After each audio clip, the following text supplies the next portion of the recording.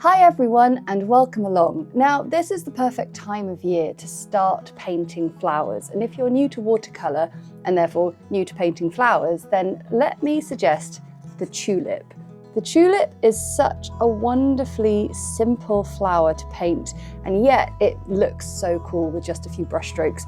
And I thought it would be a lovely reminder to everyone that actually the tulip is the first project in my first book, New Botanical Painting, which is full of really lovely and genuinely beginner-friendly simple flower painting tutorials. And it's really nice to be able to bring those tutorials to life sometimes in our YouTube videos. So today we're going to have a go at tulips, going back to basics, but also if you're a more experienced painter, it is so useful to try these seemingly simpler tutorials so that you really get a control of things like your brush control, your water control, getting those beautiful smooth blends on the tulips. That is something that we can all keep practicing, myself included. So grab your paints and let's get started. It's really important to revisit things that you've painted long ago, and for me that is always the tulip, and that's because in my first book, New Botanical Painting, which came out in 2019, the tulip is one of the first projects that we learn, and it's such a great beginner project, but also actually it's not to be underestimated by more advanced painters because it's all about water control and blends. And this book is an absolute brilliant book for anyone thinking of wanting to get into watercolour painting and start flower painting, because it's got so many different flowers. It's even got roses, it's got peonies, it's got daisies, and this is very much where I honed my new botanical style. That's why we called it New Botanical Painting, because whilst I like to paint in a sort of an accurate and observant style, I'm also not here for month-long tutorials on a single painting where we paint in real, true, original botanical style. So that is such a great starting point, and also a great jumping off point for getting more creative and building up your skills. But anyway, the other cool thing about having a YouTube channel is we get to bring those tutorials to life, and that's exactly what I'm going to do. So I've got a sort of 9x6 piece of cold press watercolour paper. You'll always find me using cold press paper, and I've got a pencil, and I'm just going to draw in a stem or two. We're going to do a little cluster of tulips. And what's also interesting for me as a teacher is how my styles change. You come across new colours in your palette, you come across new brushes, just building up your skills of your techniques. And yeah, I find it a really good thing to go back and look at tutorials you've done from a long time ago. We've got a size 8 brush, so that's all we need. And the Pro Art brushes that I use, the pointed rounds, these are just my favourite. They've been my favourite since I was writing the book, and you can get yourself a set on my Etsy shop or my website shop, so be sure to look there. But let's get going with the painting. So I've got permanent orange here, and I'm going to be fairly true to the book, but of course my colours have changed a bit over the years. I was using cadmium orange back then. I'm now more into this shade of permanent orange, and I want to make sure that I'm getting it nice and woken up in my palette by bringing water into the well. And then I'm going to deposit some of that colour into an empty palette well, and then add more water to build up a nice amount of paint.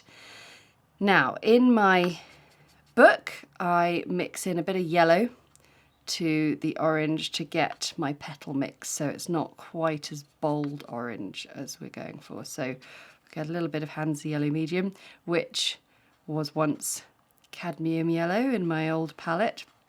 So we've got ourselves a lovely sunshine orangey yellow there. But we're also going to drop in some permanent rose to the tulip later on. And what is really, really important when you're mixing two colours together is that you take your two colours and get them ready, prepared in the palette beforehand, and get them to the same consistency. And what I mean by that is the same amount of liquidity, wetness, thickness.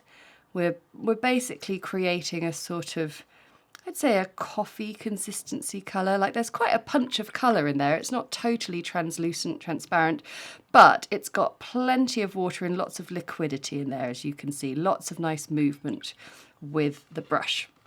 And the reason we get everything ready in the palette in a nice empty well is it means we can then take whatever amount we need on our brush and not be too worried about having sort of too much. So another thing to say is if you pick up a load of colour and you get a sort of blob of water, of liquid on the end of your brush, that's bad news. You want to get rid of that. You want to just make sure you've got a nice fine tip, even though you know your brush bristles are nicely coated in colour. Okay, so I'm going to use the little curve I put in the bottom of the flower there. It's where the stem crosses the base of the flower, and I'm going to fan down the brush in a series of C-curve strokes. What I mean by that is they're just going in a sort of crescent moon shape, and then I'm just going to lift that little drop of orange there, and then very quickly I'm going to take some of my pink and I'm going to drop it in around the top, and I might even make slightly new shapes with it, but I'm going to let that dry and get on with the next one. So let's do it again. So I've got colour on the brush, and I'm going to use the belly of the brush to really press it down and come down into that curve. I could come back up again. I'm not worrying about neatening up my strokes. If you've got a puddle of water, I can just lift that off, but then quickly, before anything starts drying too fast, I'm going to bring the colour in. And even these little sort of deposits there, don't worry about them. Just look how amazingly smooth and lovely that tulip looks in terms of the colour blends. And that's all because we were good with our preparation, that we got our colours mixed to a nice consistency. So we'll do the last one.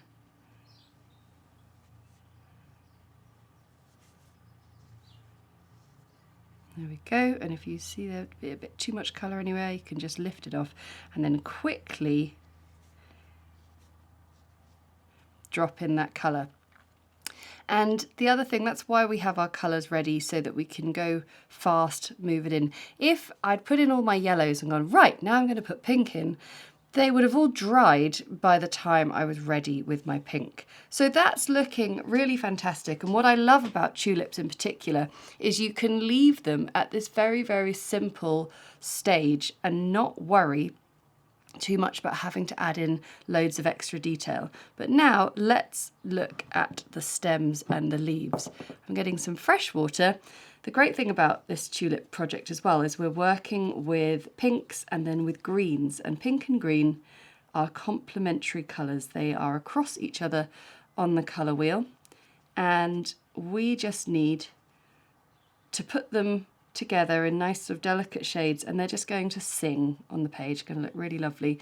So I've got some sap green and some green gold here, and I'm just getting it to exactly the same kind of consistency that we did the tulip flowers. However, I'm not worrying about blending those tulip flowers with the stems. Now in the book I do talk about getting the stem in really early. As I said, the nice thing about painting over all these years is you come up with new methods and you tweak, but actually what I really love is that that method still stands up. But I'm going to just paint in a nice stem. And the other great thing about tulips is the stems are not that thin, so we can just paint them in really happily. And you could either sort of leave a little gap when your stems come into contact with one another.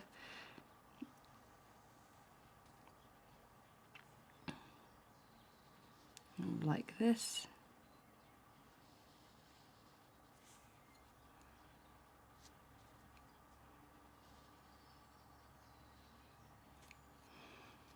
or you could just sort of go straight over, overlap over the top, but you want to make sure your colour has dried. I quite like little bits of unpainted space, to the point where I quite like adding in this little extra bit of sliver of shape.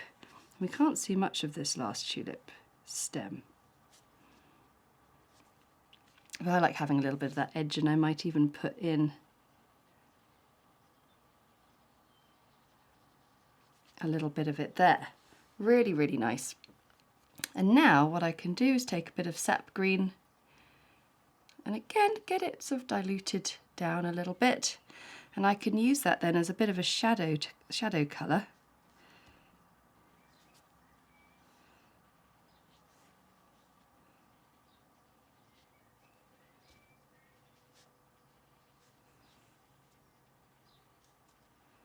Just helping define some of these shapes a little bit.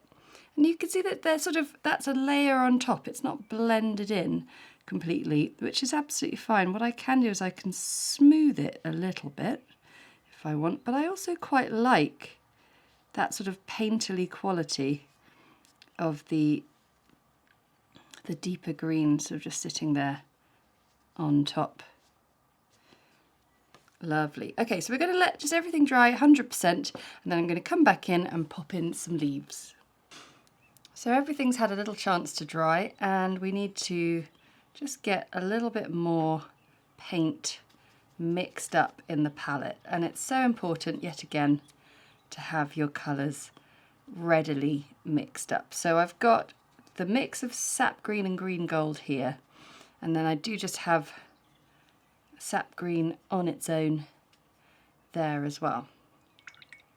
Now, tulip leaves are large, so it's just as well we've got this wonderfully versatile large size 8 brush. Now, let's see, we want to sort of complement the piece, so I think I'm going to go for one big leaf coming in here, and you'll see how I can use a few little bits of unpainted space to just wrap around that leaf. Now we do see the tulip stem underneath, that's absolutely fine. We're going to be able to layer up a little bit. Then I think what I'll do is I'll just sort of place in one that's kind of in behind. And this is when I can sort of just use a little bit more of that sense of the layering.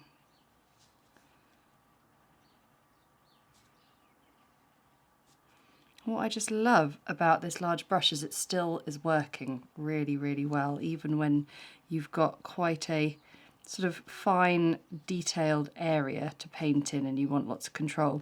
You still get a really nice fine point with these brushes. And I've had these brushes for a long time, and you do need to replace them over time, but they're fantastic. And then maybe I sort of want to do one that sort of comes down. I quite like that. So you can see I've got my brush held quite vertically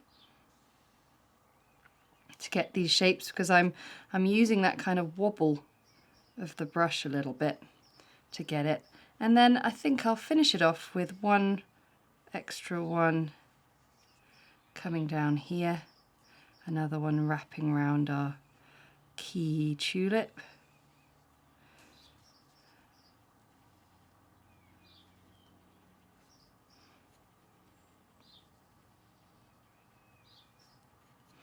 And then I'm going to take just some slightly stronger sap green and finish off everything with a little layer of a slightly deeper colour, that all it is it's just a little less diluted. And when you paint it onto something that's completely dry, you get it nice and crisp and clean. With this one here, we may get a little feathering, a little bit of softness, but that's okay. I really like playing around with the different sort of amounts of bleed and blend that you get. We'll pop a little bit in here, just to get a little bit of depth, a little bit just in behind for a bit of texture. And then this one up here as well. And there we have a lovely look back at the flower that started off everything, the first project in new botanical painting, and also a very, very popular video on YouTube, and it just felt like a really good one to come back and just revisit and check, does it still work? I think it really, really does. And if you've enjoyed this one, don't forget we've got hundreds, we're getting on for thousands of videos now on YouTube, all free for you. But if you want something a little bit more detailed, a little bit more in depth, then head to Patreon to find all sorts of exclusive tutorials that you won't find on Patreon. And of course, this and all my other books are available as signed copies exclusively on my shops, that's Etsy and dewintonpaperco.com. So why not treat yourself or somebody you know who's just getting into watercolour. Okay, I will see you again next time. Bye!